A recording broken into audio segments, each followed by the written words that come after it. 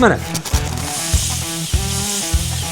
uflasak havo o'tkazadi, lekin issiq suvni qanaqa o'tkazmasligi mumkin degan savollar ko'pchilik tug'ilishi tabiiy. Xullas, bu penoplast har biri bundaqa penoplast granullardan tashkil topganligi uchun va uni ichida mikro bubblelar bo'lganligi uchun issiqlik buning ichiga kirgan paytda, ya'ni bir-biriga o't olmaydi, sekinlashib, xullas izolyatsiya vazifasini shu o'tda qoldirib yuboradi, bir-biriga o'tib keta olmaydi va shu orqali shu yerda to'xtashi, ya'ni bir-biriga bog'lanmasligini oqibatiga issiq suvni o'tkazmaydi, lekin nafas oladi.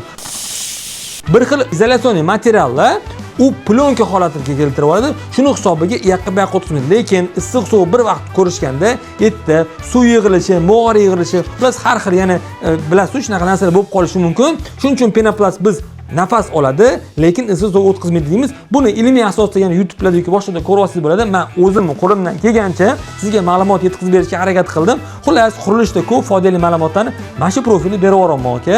Agar sizga qiziq bo'lsa, obuna bo'lib qo'yasiz. Ko'pchilikga yetib borishni xohlasangiz, videoga like bosasiz, bizdan kuzatishni davom etasiz. Asosiysi, sizni issiq suvg'iz o'ylayotganida yomon go'monda bo'lmaysiz. Assalomu alaykum.